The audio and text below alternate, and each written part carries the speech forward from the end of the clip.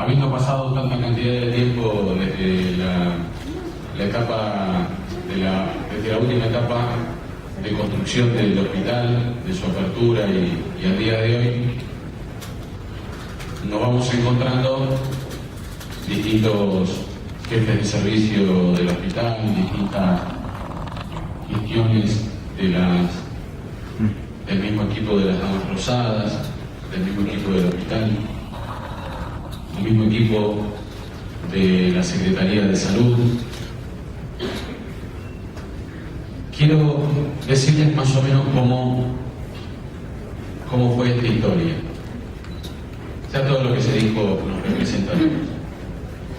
La verdad es que quien fue un director muy apreciado por mi padre, tremendamente apreciado por mi padre, un director del hospital, y que yo alcancé a conocerlo en mis primeros meses de intendente, que fue el doctor Bernardo Noguero.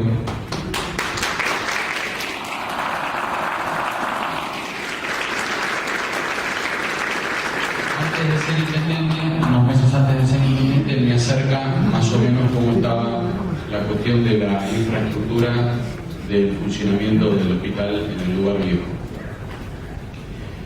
Y a su vez, acá había un proyecto legítimo, que era el proyecto de convertir a este edificio en un hospital tercerizado que también priorizara la atención de los vecinos de San Isidro. Creo que sirviese como aquel proyecto que había nacido en el año 59, que era el de un hospital regional importantísimo.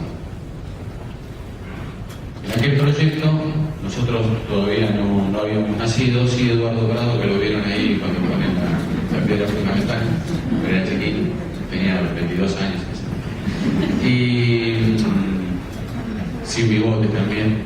Y en ese momento, en el momento de la decisión, había un presidente que era Arturo Frondizi, de un color político, otro gobernador que ya era de otro color político, de todos los paralelos, y en el caso del intendente de San Isidro, que estaba además vinculado a los dos, era amigo de los dos.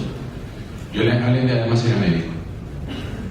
Y siempre tuvo la idea de que San Isidro tuviese otro hospital y que desde San Isidro hubiese un hospital regional de referencia.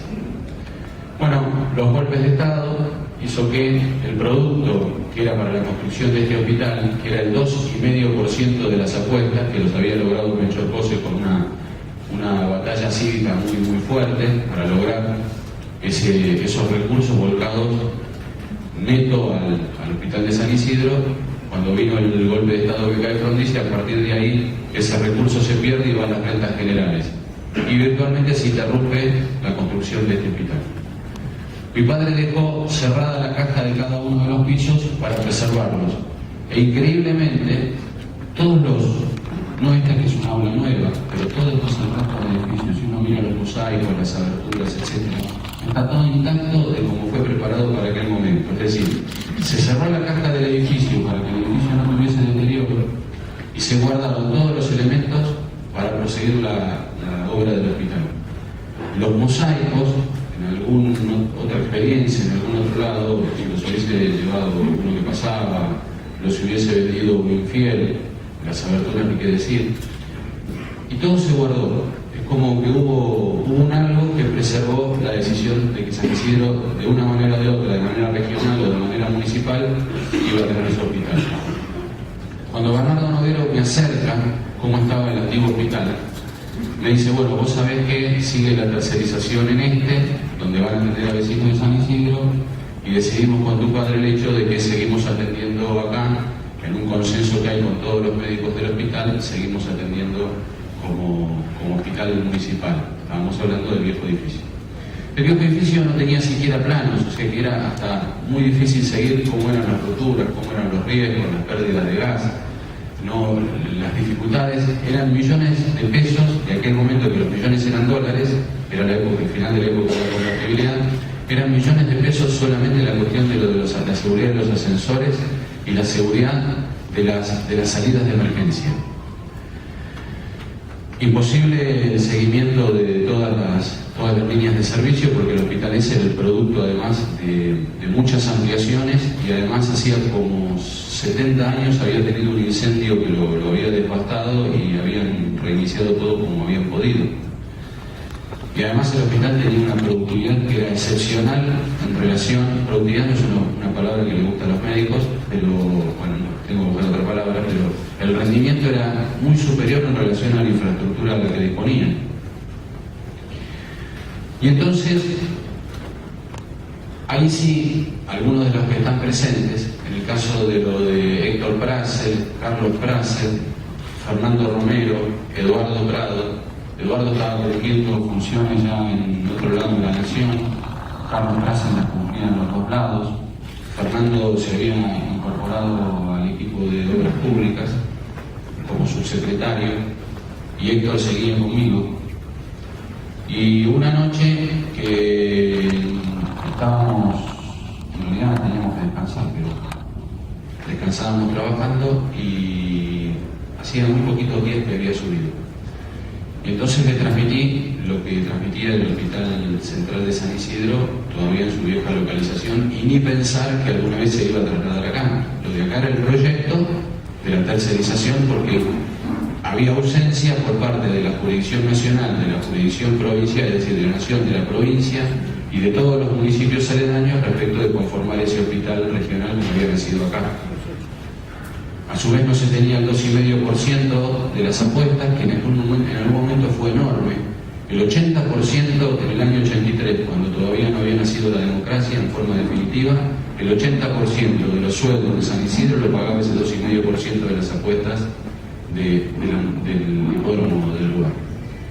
Es decir, se había desnaturalizado el fondo específico hacia la renta general y había desmadrado al municipio en una expansión de su gasto público durante las épocas militares. Y a su vez se había dejado de cobrar a quienes podían pagar, se les había dejado de cobrar como debía las tasas de alumbrado, barrido y limpieza, lo cual había desequilibrado totalmente al municipio, no solo en sus arcas, sino socialmente. Entonces, ahí fue que hacemos y preparamos un cálculo, dos cálculos paralelos. ¿Cuál era el estado del edificio? Si de verdad era un edificio que había un proyecto presentado en el Consejo Deliberante por parte de un concejal que obviamente no le gustaba que se abriera el hospital nuevo, que era el proyecto de la demolición. Y como en este país entran las modas, estaba la moda de la demolición del albergue Warnes. Entonces, ya que se demolía el albergue Warnes, porque de paso no demolíamos el Hospital Central de San Isidro. Entonces hizo un estudio respecto de la estructura, que nosotros nos sentíamos seguros porque la caja de cada uno de los pisos había sido cerrada antes de que viniera el golpe del 63, y teníamos el otro estudio de cuánto era hacer la puesta en valor del viejo hospital.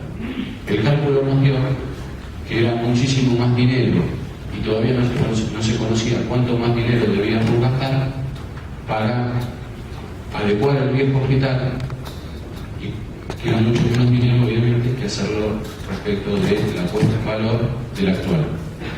El actual no sabíamos al final si estaba en un 60% de la obra o estaba en un 40% de la obra respecto de que las cosas habían cambiado en tantos años. El área de docencia, por ejemplo, sigue siendo exactamente la misma. Este área de docencia donde estábamos. Bueno, imagínense el año en el que estábamos. Estábamos en el año 2000, principio del año 2000, era el mejor de las épocas. Y además nosotros estábamos con los pies en la tierra, que sabíamos que en algún momento el país iba a tener una dificultad muy grande, justamente por la recesión que se vivía y por la irrealidad de la convertibilidad donde un dólar valía un peso valía un dólar. Lo licitamos y necesitamos que hubiese financiamiento externo para esta obra, no lo logramos, y en un punto la obra, antes de paralizarla, tomamos la decisión de seguirla por la administración. A los pocos meses de comenzada, tomamos la decisión de seguirla por la administración. Una parte del equipo de obras públicas y de salud pública vino para acá. Carlos Prassel se concentró acá, y en el caso del arquitecto Fernando Romero, él trasladó todo su área de obras públicas, la parte que a él le tocaban responsabilidades, lo ubicó en un sector de la planta baja que yo me imagino que hoy sería donde está el área de guardia, que era el área más accesible a la calle, y se concentró en tomar toda la documentación presentada por la empresa que estaba llevando adelante la licitación de la finalización de este edificio. Cancelamos la obra desde el punto de vista privado y empezamos la locura de nosotros ser los que hacíamos la obra para terminar de construir el Hospital Central de San Isidro. Y cambiaba el proyecto en el sentido de que lamentablemente no conseguíamos apoyo ni nacional, ni provincial, ni de ningún municipio, y el proyecto se convertía en un proyecto lineal, que era el traslado del Hospital Central de San Isidro de su antiguo edificio al nuevo edificio que era este. Corrimos contra el tiempo, porque a su vez iba cayéndose el otro hospital y la consigna era no poner un centavo en el otro y todos los centavos ponerlos en este. Se pudo, fue magnífico, fue de las pocas experiencias que se conocen e intervinieron prácticamente, bueno, los presentes, casi todos los que estaban en aquel momento, o todos los que estaban en aquel momento. Mi homenaje a los que ya no están, y se pudo hacer el traslado sin cerrar el hospital durante un tiempo. Es una experiencia que no se conoce en el país. En definitiva, en aquel momento, y hoy 10 años, lamentablemente también, ya hace casi 45 años que no se inaugura un gran hospital en este país. El dilema, que va a seguir siendo el dilema siempre, es si se puede tener un hospital con postulados tan altos, que están en su ADN, esos postulados tan altos, postulados de servicio a la sociedad, postulados de acercarle la mano al que no tiene, postulados de atender también al que nos elige, aún teniendo la oportunidad de estar en otro lado, postulados de saber que por lo menos por vía de la emergencia nos van a ingresar vecinos de todos los lados y que nosotros debemos estar para eso, postulados de que este hospital a su vez integra un sistema, pero es la nave insignia de todo el sistema de salud, postulados que hizo que todas las localidades y todos los vecinos en realidad entendían y querían y tenían razón de que este era su hospital y este era su lugar de encarnación, razón por la cual nos agrupamos con el resto de los hospitales, y que son postulados muy altos respecto de una salud pública en la Argentina, que es una salud pública, tanto la pública como la de gestión privada, que es una salud pública que va colapsando, que se nota sobre todo en estas épocas. Es decir, no solo está llena la guardia de este hospital cuando es la época de las gripes, de las enfermedades respiratorias, etcétera, sino que están llenas las guardias de todos los lugares, de los otros hospitales ni qué decir, sino de todos los lugares también privados. La gente reacciona de manera distinta en el lugar privado que en el público. Nosotros, a su vez, si ustedes lo analizan, los responsables de servicios de este lugar y de los otros hospitales son los mismos que también trabajan en los otros lugares privados de referencia, y para nosotros es un orgullo sano de que sea de esta manera. San Isidro se fue convirtiendo y acentuando cada vez más en el segundo polo de salud del país, después de la capital, después de la ciudad de Buenos Aires. ¿Cuál es en tal caso el postulado más importante? Nunca se decidía ir a la finalización de la obra, hacer la otra mitad de lo que faltaba del hospital, porque se pensaba y se piensa con razón que si este es el único gran hospital que se abre y este es el único lugar donde se intenta trabajar de esta manera, y ante la dificultad de los hospitales provinciales, que son las dificultades que son de público conocimiento, porque estamos en una parte de la vida del mundo, y particularmente en la Argentina, donde existe el fenómeno de la proletarización de las profesiones. Cuando tuve la oportunidad de criarme en un hogar de profesionales, de médicos, podían estar en el hospital si querían y después atendían las obras sociales de ellos y atendían los privados. Hoy eso sería imposible en la misma casa y en el mismo consultorio donde me crié. Los médicos requieren de tener mucha cantidad de trabajo y de consultorías para poder sostener su hogar, y a su vez la dificultad que se vive en el resto de los hospitales públicos hace que este sea un faro donde con lógica justicia la gente busque, cualquiera sea su domicilio, el lugar donde poder acercarse. El municipio previó, al momento de la apertura de este hospital, que se armara una administración en derredor. Fue fundamental la actitud de Osvaldo Pose, que lo previó esto y fue acercando un equipo que venía de otro lado, no venía de la salud. Ahí se acerca de manera absolutamente popular Miguel Montemarani y pudimos hacer la primera contención para que no ustedes, nosotros todos, los médicos, las enfermeras, todos nos sufriésemos la oleada ante la falta del resto de los hospitales. Estamos en un punto de equilibrio. Tuvimos distintos directores de hospitales, el caso del doctor Casati, el caso de mi amigo, de Roberto González, y en el caso de una persona de referencia, un factor de integración impresionante, como es el caso de nuestra directora, de la actual directora del hospital, que nos antecedió en la palabra, la doctora Susana Guirro. ¿Cómo es esta época? Sigue siendo durísima. Los sueldos médicos, de acuerdo a la carrera médica hospitalaria de la provincia, no están en relación a la necesidad que tiene la población a atenderse y en relación a lo que requieren los médicos para poder estar concentrados donde les gusta, que es en sus hospitales. Y a la dificultad debemos agregarle que hay cada vez mayor conflictividad social. Hay el doctor Casal, que lo tengo acá a mi izquierda, no solo porque él es un poco de izquierda, y es mi amigo también, sino también fue el segundo director del hospital en el momento de la reapertura. La conflictividad es más importante en las guardias, es un lugar de impacto, en este y en el resto de los lugares. Se debe gastar mucho en la organización también de seguridad.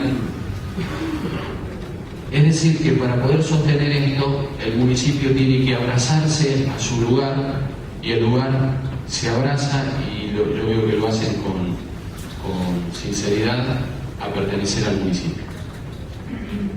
¿Cuál es el desafío para terminar? El desafío es que cuando se abrió este hospital se dijo que el hospital en realidad era para demolerse.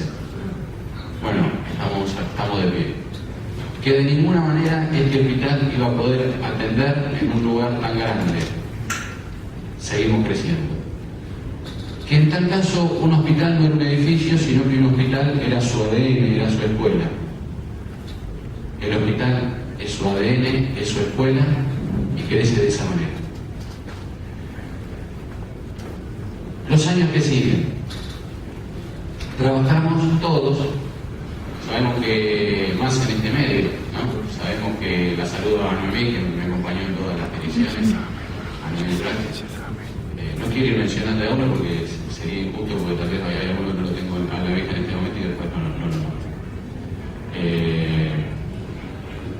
Como está un poco oscuro no lo puedo ver al doctor Pereira, pero ya lo voy a decir.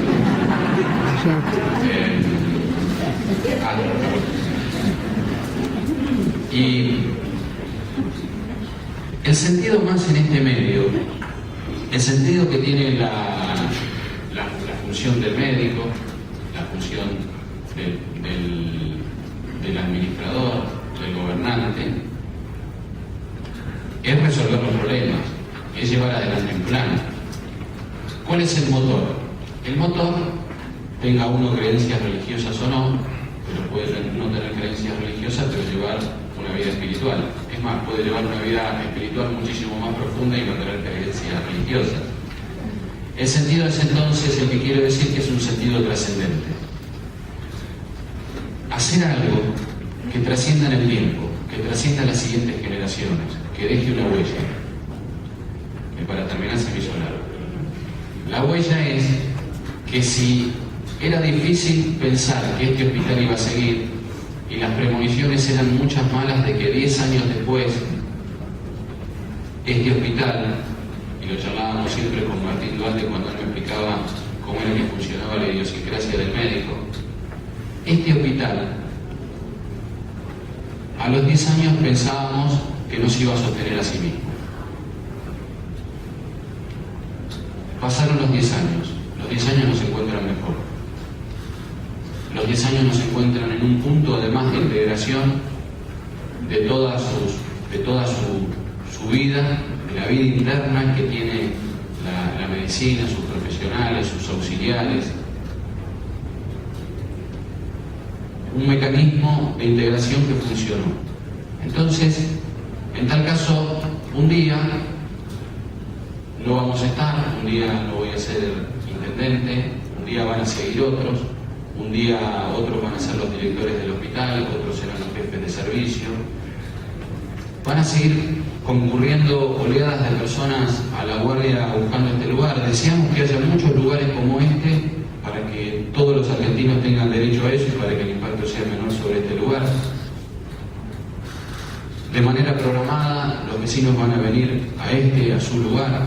Nosotros, ustedes saben que llevamos adelante un diálogo con virtualmente lo que sería el CATA, es decir, la reunión de todos los servicios, con la dirección del hospital, con la Secretaría de Salud, con el intendente, para poder acentuar, poder tener un proyecto respecto de cómo es esto que sigue, toda vez que se trata de un hospital con fuertísima actividad durante la vigilia, está promediando el día, y que después está la guardia, los consultorios de emergencia,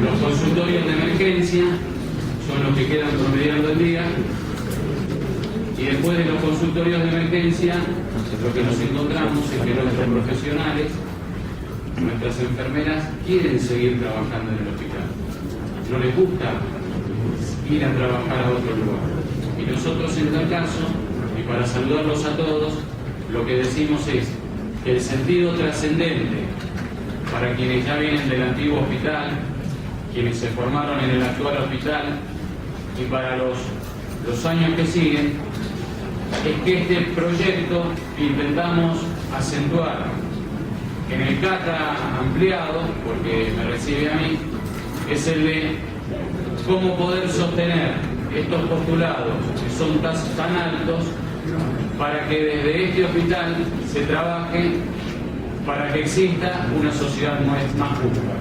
Muchísimas gracias a todos.